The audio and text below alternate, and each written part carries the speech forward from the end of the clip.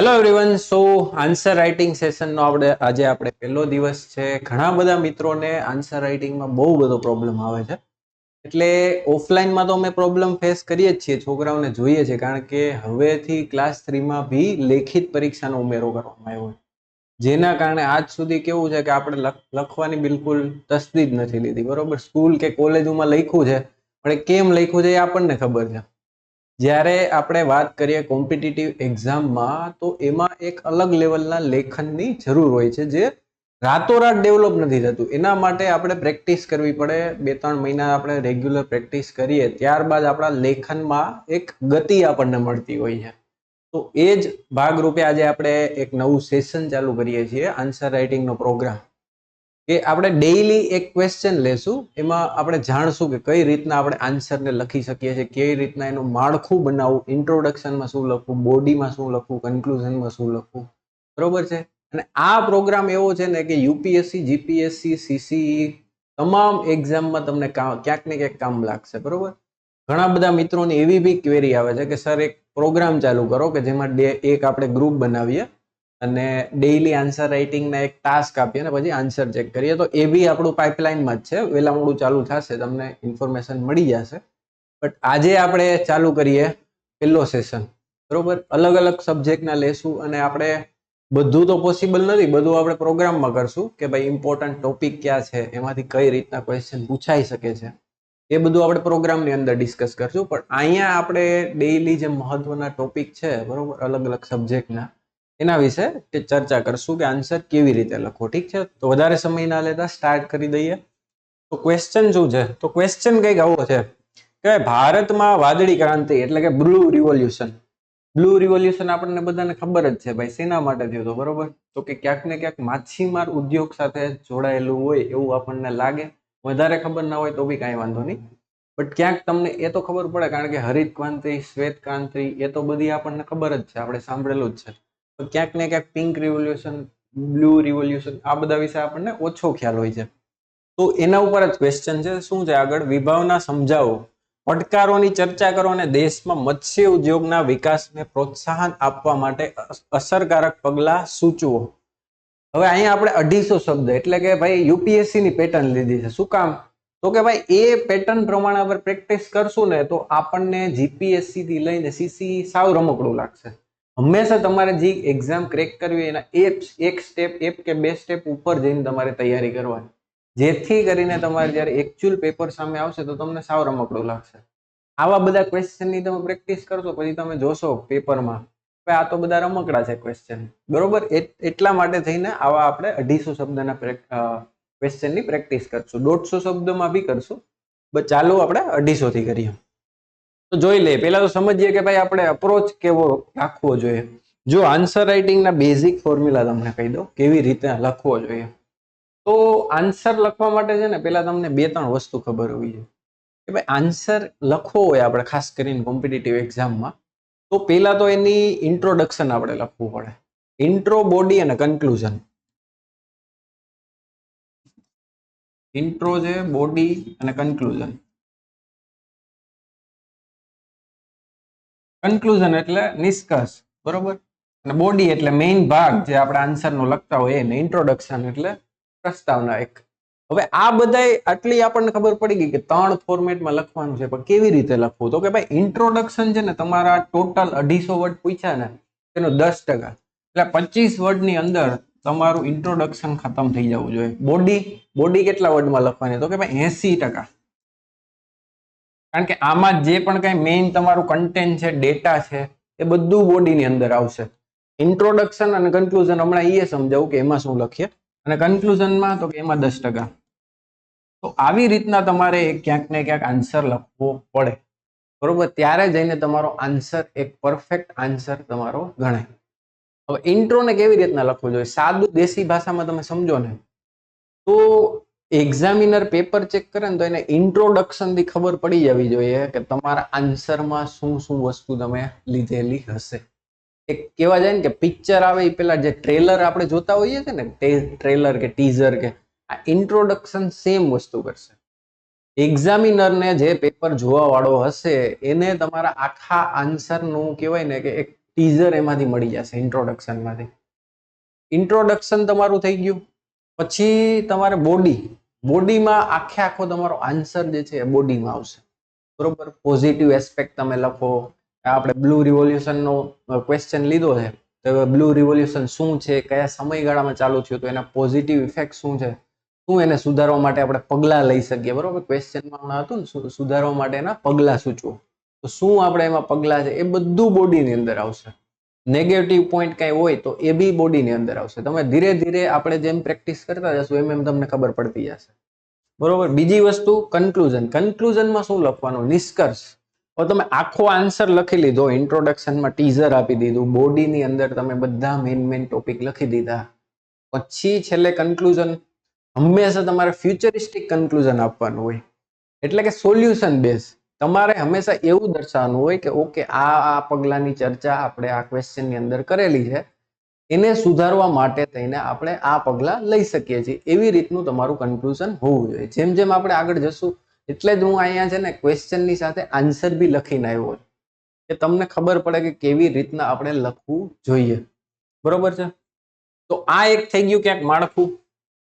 Same વસ્તુ અહીંયા કરી છે કે ભાઈ શું લખી શકીએ આપણે ઇન્ટ્રોડક્શનમાં, કે ભારતમાં વાદળી ક્રાંતિની વિભાવના સમજાવો, બરોબર. હમણાં આપણે આગળ જોઈ જ લેશું. દેશમાં મત્સ્ય ઉદ્યોગ સાથે સંકળાયેલા પડકારો, જે આપણે ક્વેશ્ચનમાં જ પૂછ્યો છે. ક્વેશ્ચન બહુ સારી રીતે સમજીને પછી આગળ વધવાનું. ઘણા લોકો એમને અધકચરો એક ક્વેશ્ચન વાંચીને લખી દે, પછી કહેવાય ને કે ઓલું 12th ફેલ તમે પિક્ચર નથી જોયું, એમાં કેમ મનોજ કુમાર શર્મા હોય, બરોબર, એ ટુરિઝમનો ક્વેશ્ચન પૂછ્યો હોય ને ટેરરિઝમનું લખીને આવી જાય, બરોબર. એ અધૂરા ક્વેશ્ચન વાંચવાના લીધે એવું ઘણા સ્ટુડન્ટને થતું હોય. એવું ના થાય એટલા માટે ક્વેશ્ચનને ધ્યાનથી સમજવાનો.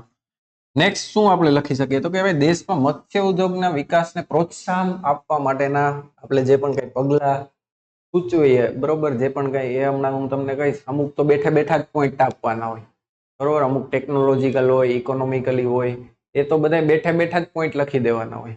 ખાલી ને ખાલી તમને ડેટા અને ફેક્ટ, આ બે જ વસ્તુની તમારે જરૂર પડે અને યોગ્ય રીતે નિષ્કર્ષ કાઢી મૂક્યું. તો આવું કંઈક માળખું આપણે આન્સરની અંદર લખવું જોઈએ. હવે આપણે જોઈએ કે ભાઈ આગળ શું લખી શકીએ આપણે ઇન્ટ્રોડક્શનમાં. તો જોઈ લો ઇન્ટ્રોડક્શન શું લખેલું છે. ભારતમાં બ્લુ રિવોલ્યુશન દેશના મત્સ્ય ઉદ્યોગ અને જળચર ઉછેર ક્ષેત્રમાં પરિવર્તન લાવવાના હેતુથી શ્રેણીબદ્ધ પહેલોનો ઉલ્લેખ કર્યો છે. તે ભારતમાં 7મી પંચવર્ષીય યોજના, બરોબર. 7મી પંચવર્ષીય યોજના આપણને ખબર જ છે, હવે 1950-51 થી ચાલુ થઈ હતી અને પછી રેગ્યુલર ચાલતી રહી છે, બરોબર. શરૂ કરવામાં આવી હતી જે 1985 થી 1990 સુધી ચાલુ હતી. એટલે ક્યાંક ને ક્યાંક આ બ્લુ રિવોલ્યુશન જે છે એ 7મી 5 યર પ્લાન પંચવર્ષીય યોજનામાં ઇન્ટ્રોડ્યુસ થયો હતો, અને પછીથી લઈને એના માટેની જે સ્કીમ છે, બરોબર, એને વધારવા માટેના જે પણ કંઈ પગલાં લીધા હતા એ બધા એનાથી આગળ લેવાના હતા. એ પેલા આ ક્ષેત્રમાં બહુ આપણી કહેવાય ને સરકાર બહુ ઓછું ધ્યાન દીધું હતું. તો આ થઈ ગયું તમારું ઇન્ટ્રોડક્શન. આટલું જ લખવાનું હોય. મેં કીધું 10% કન્ટેન્ટ આટલું જ લખવાનું હોય કે ભાઈ શું છે મત્સ્ય ઉદ્યોગ, ખાસ કરીને બ્લુ રિવોલ્યુશન શું હતું, ક્યારે ચાલુ થયું હતું, બસ ઇન્ટ્રોડક્શન થઈ ગયું. એટલે હવે એક્ઝામિનરને ખબર પડી ગઈ કે ઓકે ભાઈ આ વસ્તુ આખી આવવાની છે આન્સરમાં. એક ટ્રેલર જેવું થઈ ગયું. શું શું તો કે ભાઈ શ્રેણીબદ્ધ પહેલોનો ઉલ્લેખ કર્યો છે. કેમાં તો કે મત્સ્ય ઉદ્યોગ અને જળચર ઉછેર ક્ષેત્રમાં 7મા પંચવર્ષીય યોજના ચાલુ થઈ હતી. હવે બધી જે ડિટેલ છે આપણે બોડીમાં આપશું. આ થઈ ગયો આપણો આદર્શ કહેવાય ને કે ઇન્ટ્રોડક્શન. હવે બોડીમાં જોઈ લઈએ આપણે કે ભાઈ મેઇન જ્યાં આપણે આન્સર એકચ્યુઅલમાં લખવાનો છે, જે પણ કંઈ મેં કીધું ને હમણાં, ફેક્ટ છે, ડેટા જે તમારી પાસે છે, જે તમને બુક રીડિંગથી, કરંટ અફેરથી એ બધાથી મળી શકે, એ બધું હવે આપણે અહીંયા ટાપવાનો છે, ટૂંકમાં દેશી ભાષામાં કહું તો. તો સૌથી પહેલા વાદળી ક્રાંતિ એટલે કે ભાઈ બ્લુ રિવોલ્યુશન. વાદળી ક્રાંતિ ઘણા બધાને ઇંગ્લિશમાં બ્લુ રિવોલ્યુશનમાં ખબર ના પડતી, એટલા માટે લખ્યું છે. ઇંગ્લિશ વાળા હોય એ સમજી જાતો, બરોબર. બ્લુ રિવોલ્યુશનના મુખ્ય પરિણામો શું આવ્યા હશે તો કે ભાઈ ફિશ ફાર્મર્સ ડેવલપમેન્ટ એજન્સી, બરોબર, જે પણ કઈ ફિશને લગતી જે પણ કઈ યોજનાઓ છે, બરોબર, એનું રેગ્યુલેશન છે, એ કઈ બોડી કરે તો કે ફિશ ફાર્મર્સ ડેવલપમેન્ટ એજન્સી. બરોબર, આ બધી પાછી તમને ખબર હોવી જોઈએ. હાવ ગપ્પા નો હાલે, અમુક વસ્તુ હાલે. માછલી સંવર્ધન, ઉછેર અને માર્કેટિંગ અને નિકાસની નવી તકનીકો અપનાવી અને જળચર ક્ષેત્રમાં સુધારો લાવી છે. બરોબર, એક તો આપણે બોડીના વખાણ કરી દીધા, એટલે એક્ઝામિનરને એ બી ખબર પડી ગઈ, ઓકે હાલો આને ખબર છે કે કઈ બોડી દ્વારા સંચાલન થાય છે. બીજો શું પોઈન્ટ છે તો કે 8મી પંચવર્ષીય યોજના 92 થી 97 સઘન દરિયાઈ મત્સ્ય ઉદ્યોગ કાર્યક્રમ શરૂ કરવામાં આવ્યો હતો, જેમાં MNC સાથે સહયોગને પ્રોત્સાહન આપવામાં આવ્યું. હવે આપણને બધાને ખબર જ છે બરોબર કે ભાઈ હમણાં 7મા પંચવર્ષીય યોજનામાં આ આખો પ્રોગ્રામ ઇન્ટ્રોડ્યુસ કર્યો હતો. તો જાહેરથી વાત છે કે એના પછી જ બધા પ્રોગ્રામ ચાલુ થયા હોય. તો 8મી પંચવર્ષીય યોજનામાં આને લઈને એકચ્યુઅલ સ્ટેપ લેવામાં આવ્યા. એ બીજો પોઈન્ટ કહે છે. ત્રીજો શું કહે છે, સમય જતા તુતીકોરીન, પોરબંદર, વિશાખાપટ્ટનમ, કોચી અને પોર્ટ બ્લેરમાં માછીમારના બંદરોની સ્થાપના કરવામાં આવી. બંદરો આપણા દેશમાં પહેલેથી હતા જ, બટ કહેવાય ને કે એક બિઝનેસ પર્સપેક્ટિવથી, ખાસ કરીને માછીમારીના પર્સપેક્ટિવથી એવી રીતે ડેવલપ નતા કરેલા. અત્યારે આપણે જોવા જઈએ તો મોટા મોટા એક્સપોર્ટ ઝોન આપણા ગુજરાતમાં જ છે બરોબર. કંડલા છે, આપણે વેરાવળ છે, માંગરોળથી થાય છે. એવી રીતે સાઉથમાં સુરત છે બરોબર, સાઉથ ગુજરાતમાં, દક્ષિણ ગુજરાત સુરત છે, નવસારી છે, ભરૂચ છે. આવી રીતના ઘણા બધા પોર્ટ અત્યારે તો ડેવલપ થઈ ગયા છે.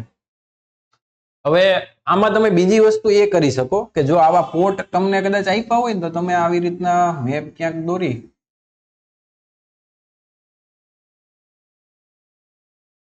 આમ તો ખાલી દરિયા કિનારો તમે દોરો તોય હાલી જાય. હવે અહીંયા છે ને તમે પોર્ટ ઇન્ડિકેટ કરી દેવાના બરોબર. અહીંયા છે વેરાવળ બરોબર, અહીંયા દીવ છે, અહીંયા સુરત, ભરૂચ, પછી અહીં કંડલા પોર્ટ છે બરોબર, જામનગર, દ્વારકા. એવી રીતના તમે પોર્ટને ઇન્ડિકેટ કરીને આવો એક મેપ સાઈડમાં દોરી શકો છો. એકદમ રફ દોરશો તો બી ચાલશે બરોબર. તો એ બી એક સારું આપણું પ્રેઝન્ટેશન ગણાઈ જાય. બીજી વસ્તુ હવે આવશે ડેટા. ભારતે છેલ્લા દાયકામાં માછલી અને માછલી ઉત્પાદનોના ઉત્પાદનમાં 14%, 14.8 અરાઉન્ડ 15%ની સરેરાશ વાર્ષિક વૃદ્ધિ નોંધાવી છે. તો 15% કોઈ બિઝનેસમાં ગ્રોથ થાય એટલે એ ઓછો ન કહેવાય. ઇવન તમે કૃષિમાં કોઈ પણ પ્રોડક્ટમાં લગભગ એટલો ડેવલપમેન્ટ વાર્ષિક નહીં થતું હોય, જે સમાન સમયગાળામાં વૈશ્વિક સરેરાશ 7.5% હતી બરોબર. આખા વર્લ્ડમાં 7.5% વધ્યું હતું ને આપણા ભારતમાં ડબલ કીધું, 15%નો વધારો થયો હતો. ભારતમાં ઘણા સમુદાયો માટે માછીમારીની આજીવિકા પ્રાથમિક સ્ત્રોત બની ગયું છે. દેશ 47,000 કરોડ રૂપિયાથી વધુની નિકાસ સાથે વિશ્વનો બીજો સૌથી મોટો માછલી ઉત્પાદક દેશ છે. હવે જો અહીંયા એક વસ્તુ એ છે કે માછીમાર અને ઝીંગા ઉછેર કેન્દ્ર બરોબર, એને સંલગ્ન જેટલા બી ઉછેર કેન્દ્રો છે ને એમાં કોઈ પણ જાતનો ટેક્સ નથી લાગતો. હવે ટેક્સ ન લાગે ને એટલે એકચ્યુઅલ આંકડાની ખબર ન પડે, પણ આ આપણા ફાઇનાન્શિયલ કહેવાય ને રિપોર્ટમાં બરોબર, જે પણ કઈ સરકારનું બજેટ આવે એમાં બધામાં ઓફિશિયલ આંકડો આ છે એટલે આપણે આ માનીને હાલશું. બટ એકચ્યુઅલમાં મારું માનવું એવું છે કે એકચ્યુઅલ આંકડો ઘણો આનાથી વધારે હશે બરોબર. કારણ કે આપણને ખબર જ છે કે ભાઈ એક માછલી તમે લેવા જાઓ સાદી એવી તો એ બી બહુ મોંઘી મળતી હોય છે, અને સારી માછલી તો ઇવન એક્સપોર્ટ જ થઈ જાય. જે કચરો માલ વધ્યો હોય એ અહીંની પબ્લિકને ખાવા માટે દેવામાં આવતો હોય છે બરોબર. મત્સ્ય ઉદ્યોગ અને જળચર ભારતની જીડીપીમાં કેટલા ટકા યોગદાન આપે છે તો કે 1%, અને કૃષિ જીડીપીમાં 5%. બરોબર, કૃષિમાં આ મત્સ્યની ગણી લેવામાં આવે છે. ઓમ જોવા જાય તો જેટલી આપણી એગ્રીકલ્ચર પ્રોડક્ટ છે બરોબર, એમાં જો માછલી અને ઝીંગા એ બધાને સાથે જ ગણવામાં આવે છે. તો એમાંથી આપણે ગણીએ તો 5% અને ટોટલ 1%. બરોબર, આ બધો ડેટા છે, આ તમને ખબર હોવી જોઈએ. આ ખબર ન હોય તો પછી તો આન્સર તમારો કહેવાય ને કે હવામાં લખેલો હોય એવું લાગે ક્યાંક ને ક્યાંક. એટલે ડેટા અને ફેક્ટ તો હોવા જ જોઈએ આન્સર લખવા માટે.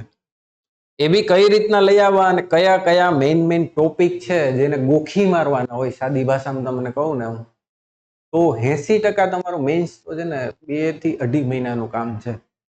કે એક આપણે લિસ્ટ કરશું બરોબર, બધા સબ્જેક્ટ વાઇઝ. આમાં 200 કે 250 ઇમ્પોર્ટન્ટ ટોપિક છે, તો એની આટલી વસ્તુના આટલા ફેક્ટ અને આટલા ડેટા તો ગોખી જ દેવાના, અને એમાંથી જ તમારો 80% ક્વેશ્ચન નીકળશે બરોબર. એટલે આ કાંઈ તો મોટી વાત નથી. તમે એમ સમજતા હોય કે આ ક્યાંથી ડેટા લેવા જવાના, આ કાંઈ મોટી વાત નથી. તમને ખબર હોવી જોઈએ કે આ સબ્જેક્ટમાંથી આટલી મેઇન વસ્તુ જે છે એ મેઇન્સમાં પૂછાઈ શકે છે, એ પ્રમાણે તૈયારી તમારે કરવાની હોય. હવે જોઈ લઈએ કે ભાઈ માછલી ભારતમાં મત્સ્ય ઉદ્યોગ ક્ષેત્રના પડકારો આપણને ક્વેશ્ચનમાં જ પૂછી લીધું હતું, એટલે આ તો મેન્શન ફરજિયાત કરવું પડે. તો પડકારોમાં શું હોઈ શકે તમે જ વિચારો દે. એક તો એ હોઈ શકે કે ભાઈ રેગ્યુલર ભાવ નથી મળતા માછીમારોને, બરોબર, ક્યાંક નુકસાન એનું જતું હોય છે, બરોબર, ટેકનોલોજી નથી, રિસોર્સિસ નથી એટલા બધા. તો આવા બધા મેં તમને પહેલા કીધું હતું ને, અમુક તો પોઈન્ટ આપી જ દેવાના હોય, એ બધા ક્વેશ્ચનમાં સરખું જ હોય, બરોબર. તો આમાં જોઈ લે, એક તો અતિશય માછીમારી અને ક્ષીણ થયેલા માછલીનો સ્ટોક. હમણાં જ આપણે વાત કરી ને, અતિશય માછીમારી, બરોબર. હવે માછીમારી આ કહેવાય ને કે ભાઈ ચોમાસાનો ટાઈમ માછીમારોને દરિયામાં ઉતરવા નથી દેવામાં આવતા. શું કામ? ઘણા લોકોને તો એવું છે કે ભાઈ દરિયામાં એ ટાઈમમાં ભરતી આવતી હોય ને મોજા બહુ ઉછળતા હોય એટલા માટે. નહીં, એ ટાઈમ માછલીના બ્રીડિંગ ટાઈમ કહેવાય, બરોબર. હવે એ ટાઈમમાં જો તમે ફિશિંગ ચાલુ રાખો તો પછી એક હદે માછલીનો સ્ટોક પતી જાય, કારણ કે જેટલી તમે એનું ફિશિંગ કરી લ્યો છો સામે એ એટલી પ્રોડ્યુસ પણ થવી જોઈએ ને, તો એક બેલેન્સ જળવાઈ રહે બે વસ્તુમાં. હવે એ તમે ખાલી વિચારો કે ખાલી 2 મહિનાનો ટાઈમ ભારતના માછીમારો આપે છે, ભારતના નહીં કોઈ પણ માછીમારો 2 મહિનાનો ટાઈમ આપે છે અને 10 મહિના ફિશિંગ કરે છે, બરોબર. તો આ ક્યાંક ને ક્યાંક એક ચિંતાજનક વિષય આપણા માટે કહેવાય. અને માછલીનો સ્ટોક, બરોબર, કે ભાઈ લાંબા ટાઈમ સુધી રાખી મૂકે, પ્રોપર કહેવાય ને, એને એક તો ફ્રીજમાં વ્યવસ્થિતપણે એને સ્ટોક કરવો પડે. જો થોડુંક એમાં તમે કચાશ રાખો તો એ બગડી જાય અને પછી કાંઈ કામની રહે નહીં. તો એ પ્રોબ્લેમ છે. માછીમારીના અતિશય દબાણ અને વિનાશક માછીમારી પ્રથાઓને કારણે માછલીના ભંડારોનો વધુ પડતો ઉપયોગ, ખાસ કરીને દરિયાકાંઠાના વિસ્તારોમાં માછલીઓની વસ્તીમાં ઘટાડો તરફ દોરી જાય છે. હવે આમાં શું થાય ખબર કે ભાઈ થોડીક બગડે એમ હોય કે જાજો એવો સ્ટોક થયો હોય ને, તો પછી 100 રૂપિયાની માછલી હોય ને 50માં 60માં એવી રીતે જવા દે, બરોબર. એટલે એક તો ક્યાંક ને ક્યાંક માણસની હેલ્થ ખરાબ થાય અને ક્યાંક ને ક્યાંક માછીમારને પણ નુકસાન આમાં ભોગવવું પડતું હોય છે. ગેરકાયદેસર અને અનરિપોર્ટેડ અને અનરેગ્યુલેટેડ માછીમારી, બરોબર. ઘણી વખત તમને સાંભળ્યું હશે કે ભાઈ પાકિસ્તાનના એટલા માછીમારો પકડાણા, બરોબર, ભારતના માછીમારોને પાકિસ્તાને પકડી લીધા.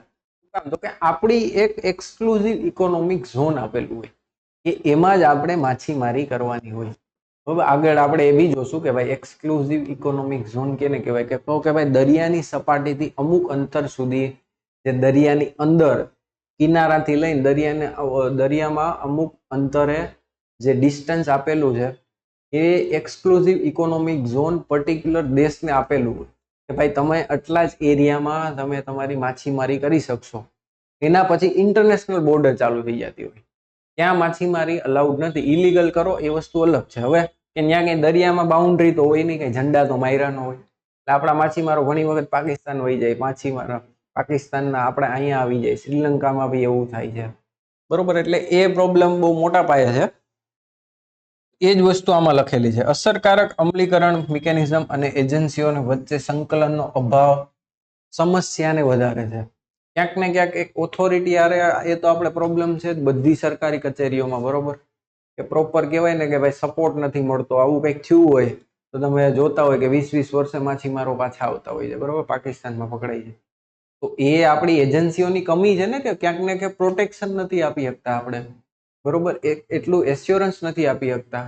એક સિસ્ટમ એવી લઈ આવી જોઈએ કે ભાઈ દરેકને વીમો, દરેક માછીમારોને વીમો બનાવો ને પ્રોટેક્શનની ગેરંટી વીમા કંપની અને સરકાર લેશે. એ અભાવ છે ને એ અભાવ તો રહેવાનો જ છે. બીજી શું વસ્તુ છે તો કે ભાઈ પર્યાવરણ અધોગતિ. પર્યાવરણ અધોગતિ તો કે ભાઈ કેવી રીતના? પ્રદૂષણ, બરોબર. આપણે જોઈએ જ છીએ કે ઓઇલના ટેન્કરો ભરેલી શીપ છે એ બધી ડૂબી જાય. હમણાં તમને ખબર હોય કે રશિયન શીપ જે છે, બરોબર, એ ઓઇલનું આખું ટેન્કર છે એ રશિયાના એક નદી છે સૌથી મોટી, એમાં કહેવાય ને કે ડૂબી ગયું હતું અને ત્યાં બધું ઓઇલ, કેટલા લીટર ઓઇલ ફેલાણું હતું. એવી આખું પાણી ઝેરી થઈ જાય. ઝેરી થઈ જાય તો એમાં અંદરના જે જીવ છે એ બધા સમાપ્ત થઈ જાય. એ બહુ મોટો પ્રોબ્લેમ છે. સાઉથ અમેરિકામાં બી એવી રીતના હમણાં જ થયું હતું. પ્લસ એમાં જે આપણે ઓઇલ અને નેચરલ ગેસ કાઢતા હોય છે, બરોબર, પછી બધો કચરો એટલો બધો દરિયામાં ભેગો થતો હોય, તો એ બધું પ્રદૂષણ ક્યાંક ને ક્યાંક દરિયાઈ જીવને અસર કરતું હોય છે. તો એ જ વસ્તુ લખ્યું છે, પરવાળાના ખડકો, મેનગ્રુવ્સ અને નદીમુખો સહિત દરિયા અને દરિયાકાંઠાના નિવાસ સ્થાનોનો અધોગતિ દરિયાઈ જીવસૃષ્ટિના આરોગ્ય અને સ્થિતિસ્થાપકતાને જોખમમાં મૂકે છે. હવે જો શબ્દ ભંડોળ બી તમારું આમાં સ્ટ્રોંગ હોવું જોઈએ. આઈ હોપ કે તમે એટલું તો વાંચ્યું જ હશે, 6-8 મહિનાની તમારી તૈયારી હશે જ કે ભાઈ તમારી પાસે શબ્દ ભંડોળ ઇનફ હશે કે તમે સારી રીતે આન્સર લખી શકો. આમાં દેશી ભાષામાં ન લખી શક્યો, આમાં તમારે વ્યવસ્થિત કહેવાય ને કે ભાઈ પ્રોપર એક જે ઓફિશિયલ લેંગ્વેજ એક અધિકારી તરીકે તમારે લખવું પડે. બીજું શું તો કે આબોહવા પરિવર્તનની અસરો, દરિયાઈ તાપમાનમાં વધારો. હવે આપણે કરંટ, તમે કદાચ જીઓગ્રાફીમાં ભણ્યા હોય બરોબર, તો કરંટ, દરિયાઈ કરંટ જે છે એનું ટેમ્પરેચર વધે કે ઘટે એનાથી ઘણી બધી ઇફેક્ટ થાય. એનાથી વરસાદમાં પણ અફેક્ટ પડે બરોબર. ટેમ્પરેચર વધારે વધી જાય તો દરિયાઈ જીવોને બી અસર પડે. સમુદ્રનું એસિડિફિકેશન બરોબર, એસિડ વર્ષા થાય તો એ બી ક્યાંક ને ક્યાંક અફેક્ટ કરતો હોય છે. બદલાયેલા પ્રવાહો અને આબોહવા પરિવર્તન સાથે સંકળાયેલા અત્યાંતિક હવામાન ઘટનાઓ મત્સ્ય ઉદ્યોગ અને વ્યવસ્થાપન અનુકૂલન માટે નોંધપાત્ર પડકારો ઊભી કરે છે. તો આ હતી આબોહવા પરિવર્તનની અસરો. બીજું શું તો કે ઇન્ફ્રાસ્ટ્રક્ચર અને કાપણી પછીની સુવિધાઓનો અભાવ. ઇન્ફ્રાસ્ટ્રક્ચર તો આપણને ખબર જ છે, આ બધા છે ને એવા મુદ્દા છે કે બધામાં તમારે લખી જ દેવા, ક્યાંક ને ક્યાંક વ્યવસ્થિત એને ફ્રેમ કરી ગોઠવી અને કરી દેવાનું. આબોહવાની અસર છે બરોબર, ઇન્ફ્રાસ્ટ્રક્ચરનો અભાવ છે, પર્યાવરણ અધોગતિ છે, આવા બધા 3-4 ટોપિક આપણને મળી જ જતા હોય છે બાય ડિફોલ્ટ. કાંઈ ખબર ન પડે તો પછી આવા બધા યુઝ કરવાના હો. જો તમને આવડતો હોય તો પછી કઈ પ્રોબ્લેમ જ નથી. બીજું તો કે ફાઇનાન્શિયલ અને ક્રેડિટની એક્સેસ. ફાઇનાન્સનો પ્રોબ્લેમ તો છે જ. ઔપચારિક ધિરાણ અને નાણાકીય સેવાઓની મર્યાદિત એક્સેસ મત્સ્યપાલન ઇન્ફ્રાસ્ટ્રક્ચર ટેકનોલોજી અપનાવવા અને મૂલ્ય વધારવાની પ્રવૃત્તિઓમાં રોકાણને અવરોધે છે. જે માછીમાર, જે એક્સપોર્ટર છે બરોબર, મોટા એ લગભગ કંટ્રોલ કરીને બેઠા છે. નાના નાના માછીમારો જે કહી શકાય આપણે કે 50-60% યોગદાન આપે છે, એની પાસે શું હોય રિસોર્સમાં? તો કે કાંઈ નહીં, એક જાળી હોય, એક નાની એવી બોટ હોય, લઈને જાય બરોબર, 1-2 મહિના પછી પાછા આવે, થોડોક માલ લઈને આવે પછી પાછા જાય. એ જ બસ એનું ઇન્ફ્રાસ્ટ્રક્ચર ને એ જ એની સુવિધા, બીજું કાંઈ નહીં. મોટી શીપ પાડો તમે જોવો તો તમને જોવા વર્ષે 1-2 મળતી હોય. શિપિંગ ઓરિજિનલી એમાં થાય, મોટી બોટ હોય ને તમારી પાસે તો એમાં મોટી માછલી આવે, મોટો એક જથ્થો આવે. તો એનો અભાવ તો આપણા દેશમાં છે જ બરોબર. એના માટે ક્યાંક ને ક્યાંક ટેકનોલોજી આપણે ડેવલપ કરવી પડે, એ આપણે આગળ સૂચવશું. અપૂરતી સંશોધન અને વિસ્તરણ સેવાઓ. સંશોધન તો શું કરે હવે, એટલું કઈ ફેસિલિટી નથી આપતી તો શું સંશોધન કરવાના છે આપણી ગવર્મેન્ટ બરોબર. તો બી કહેવાય ને પેપરમાં ક્યાંક ને ક્યાંક થતું હોય, પણ ગ્રાઉન્ડ રિયાલિટી એટલી કઈ ગ્રાઉન્ડ લેવલે કઈ કામ થતું નથી. મત્સ્યોદ્યોગ સંશોધન, ડેટા સંગ્રહ અને વિસ્તરણ સેવાઓમાં અપૂરતું રોકાણ માછીમાર અને જળચર ઉછેરકારો માટે વૈજ્ઞાનિક માહિતી અને તકનીકી સહાયની ઉપલબ્ધિઓને મર્યાદિત કરે છે. મર્યાદિત બજાર પ્રવેશ. હવે સમજી લો કે તમે, તમારી પાસે હમણાં કોવિડ ટાઈમે બહુ થયું હતું આપણા માછીમારોને, કે કેવું થાય કે ભાઈ એક તો સપ્લાય ચેન આખી હલેલી હતી બરોબર, કે એક્સપોર્ટ થતું નહોતું. લોકલ લેવલે બી લોકો માછલીને કહેવાય ને દરિયાઈ જીવને ખાતા અચકાતા, એટલા માટે બહુ બધો સ્ટોક થઈ ગયું હતું, પણ લેવા વાળું કોઈ નહોતું. હવે શું થાય કે ભાઈ અહીંથી એક્સપોર્ટરે કીધું કે દુબઈથી મંગાવી માછલી, તો કે આટલા ટન તમે માછલી અમને મોકલી દો બરોબર. તો અહીંથી એક્સપોર્ટરે મોકલી, પણ ત્યાં જઈને એ લોકો શું કરે તો કે ભાઈ આ ઓકે, આ નથી, કોવિડના ઓલામાંથી પાસ નથી થતી બરોબર, જોઈએ એવો માલ નથી એટલે રિજેક્ટ. હવે ત્યાંથી માલ પાછો તમારી પાસે કોવિડમાં એ ટાઈમમાં આવવા નતા દેતા બરોબર. એટલે શું કરે, ત્યાંથી સીઝ કરી લે કસ્ટમ પાસે, પછી કસ્ટમથી સીઝ કરેલો માલ કોણ લે તો કે ભાઈ કોળીના ભાવમાં ઈ જ ઇમ્પોર્ટર પાછો ત્યાંથી લઈ લે. એટલે કહેવાય ને આપણા એક્સપોર્ટરને એ ટાઈમમાં બહુ નુકસાન થયું. એ તો ઠીક છે કોવિડનો ટાઈમ હતો, અત્યારે બી એવી ને એવી સમસ્યા ઘણી બધી થતી હોય છે. તો આ તો પડકારો બરાબર કેટલા છે એની આપણે ચર્ચા કરી કે ભાઈ મત્સ્ય ઉદ્યોગમાં કેટલા પડકારો છે. હવે પડકારો કીધા છે તો કંઈક સોલ્યુશન એ આપવું પડે બરોબર. તો મત્સ્ય ઉદ્યોગ ક્ષેત્રમાં વૃદ્ધિને પ્રોત્સાહન આપવાના પગલા કયા કયા છે તો કે ભાઈ ઇન્ફ્રાસ્ટ્રક્ચર ડેવલપમેન્ટ, ટેકનોલોજી ટ્રાન્સફર, ટકાઉ વ્યવહાર અને બજાર જોડાણો, બધાય જો તમને એવું લાગે છે કે આ કદાચ બીજો ક્વેશ્ચન હોય તો આપણે યુઝ કરી શકીએ. બધા પોઈન્ટ એવા છે, બસ તમારે ખાલી એને સારા શબ્દમાં અને જે પણ કંઈ ટોપિક હોય, જે ક્વેશ્ચન તમને પૂછ્યો હોય એ તમારે વારંવાર એના જે શબ્દો છે એ રિપીટ અંદર હોવા જોઈએ. બરોબર. હવે ઇન્ફ્રાસ્ટ્રક્ચરમાં શું કરી શકીએ તો કે કોલ્ડ સ્ટોરેજ ડેવલપમેન્ટ. બરોબર. માછલી તમે ફિશિંગ કરી લીધું, એ રાખવી ક્યાં? લાંબો ટાઈમે રાખવી તો પડે ને. એવું તો નથી કે ભાઈ આપણે જેટલી લઈને આવ્યા સામે એટલા ને એટલા ઘરાક ઊભા છે બોલી લગાવવા, તો કે નહીં, ક્યાંક ને ક્યાંક સ્ટોરેજ ફેસિલિટી જોઈએ. પછી એ કહેવાય ને પરિવહન ઇન્ફ્રાસ્ટ્રક્ચર, માલને મોકલાવો છે, વેરાવળથી બોમ્બે મોકલવો છે, બરોબર, અથવા તો દિલ્હી મોકલવો છે, તો એ કઈ નોર્મલ ટ્રકમાં તો નથી કે ચડાવી દીધું ને વયા ગયા. સારો એવો કોલ્ડ સ્ટોરેજનો એક આખો અલગ ટ્રક આવે, એવો ટ્રકમાં તમારે માલને પહોંચાડવો પડે. પ્રોસેસિંગ એકમો એટલે શું?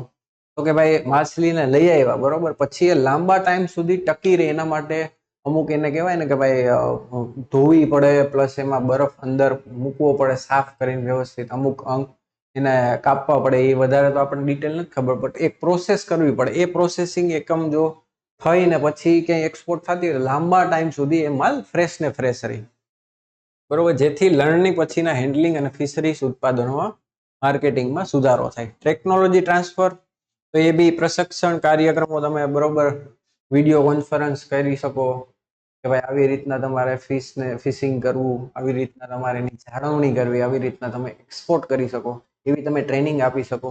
કારણ કે ગ્રાઉન્ડ લેવલે એવી કોઈ ટ્રેનિંગ લે નહીં, એ વસ્તુ અલગ છે, બટ સ્ટીલ આપણે તો જવાબ લખવાનો છે. ટકાઉ વ્યવહાર, માછીમારીના સંસાધનોની લાંબા ગાળાની ટકાઉપણું સુનિશ્ચિત કરવા માટે માછીમારી પ્રવૃત્તિઓનું નિયમન કરવા, નિર્ણાયક રહેઠાણોનું રક્ષણ કરવા અને પ્રદૂષણ ઘટાડવાના પગલાંનો અમલ કરવો. બજાર જોડાણ, બજારોમાં પ્રવેશની સુવિધા અને માછીમાર ઉત્પાદક સંગઠનો FPOs, છૂટક વિક્રેતાઓ, નિકાસકારો, આ બધાને એક જગ્યાએ ભેગા કરો, જેથી કરીને એક્સપોર્ટરને બી જાજી જગ્યાએ જવું ન પડે, બરોબર. નાનો વેપારી હોય તો એને બી ઇઝીલી એક્સપોર્ટર એને કહેવાય ને કે અમુક પ્રોફિટમાં લઈ લે. પછી જે વચેટિયા હોય આમાં એ બધા દૂર થઈ જાય. તો ક્યાંક ને ક્યાંક બજારનું જોડાણ કરવાથી આ ક્ષેત્રમાં કંઈક ને કંઈક ફાયદો મળી શકે. બીજી વસ્તુ તો કે ધિરાણ, ભાઈ લોન આપો.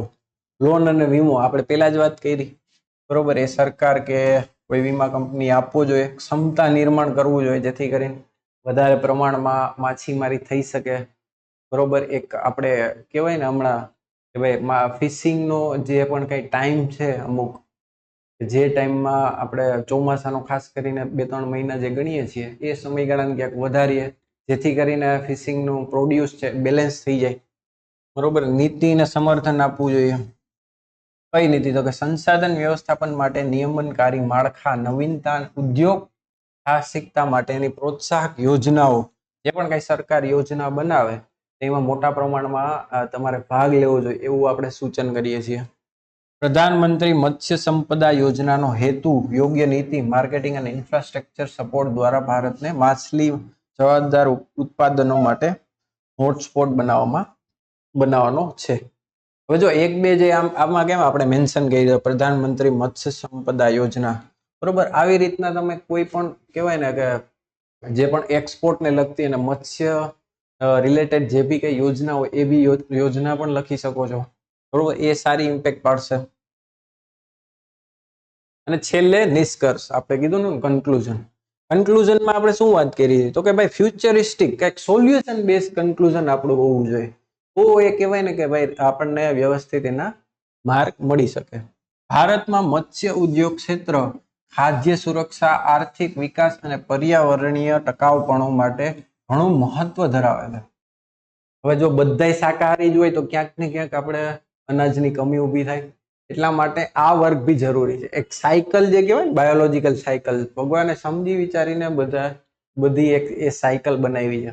એટલે માણસમાં બી અમુક માંસાહારી હોય સારું છે, ખાસ કરીને આપણા જેવા જે વેજીટેરિયન હોય એના માટે તો બહુ સારું છે. બાકી તો જો ન હોય, બટેટાના ભાવ 100 રૂપિયા થઈને જગ્યાએ 1000 રૂપિયા કિલો થઈ જાય, બરોબર.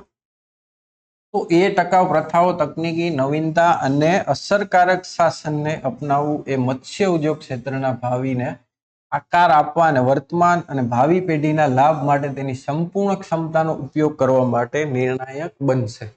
બરોબર, તો આ ક્યાંક એક આપણે કહી શકાય કે ભાઈ ઓકે, આવું આપણે નિષ્કર્ષ આપી શકીએ છીએ. તો આ હતો પહેલો ક્વેશ્ચન, 250 વર્ડ્સનો હતો એટલે થોડોક લાંબો થઈ ગયો. આપણે 150 વર્ડ્સના બી કરશું, બરોબર, એસેની પ્રેક્ટિસ બી કરશું, લેંગ્વેજ ગુજરાતી ઇંગ્લિશ એના બી પત્ર લેખન છે, બરોબર, લેટર રાઇટિંગ એ બધું કરશું આપણે ગદ્યાત્મક. હા, આજ માટે આપણે કેવું છે કે ધીરે ધીરે જેમ જેમ લોકો જોડાતા જાય એમ આપણે બધો વધારો કરશું. તો આજ માટે આટલું. ડેઈલી આપણે એક એક ક્વેશ્ચન અપલોડ કરશું, જેથી કરીને કહેવાય ને કે 10 થી 15 દિવસ જો તમે રેગ્યુલર આ પ્રેક્ટિસ કરશો તો તમારું ક્યાંક ને ક્યાંક લેખન ઘણું બધું સુધરી જશે. ઇવન તમે તમારા શબ્દમાં બી એમાં લખી શકો છો. ખાસ કરીને તમે તમારા શબ્દમાં લખવાની ટ્રાય જરૂરથી કરજો. બરોબર, કોમેન્ટ સેક્શનમાં તમે લખજો, હું ટ્રાય કરીશ કે જેટલા આન્સર આવે એને કંઈક ને કંઈક ફીડબેક આપો. ઠીક છે, તો આજ માટે એટલું, કાલે મળીએ આપણે.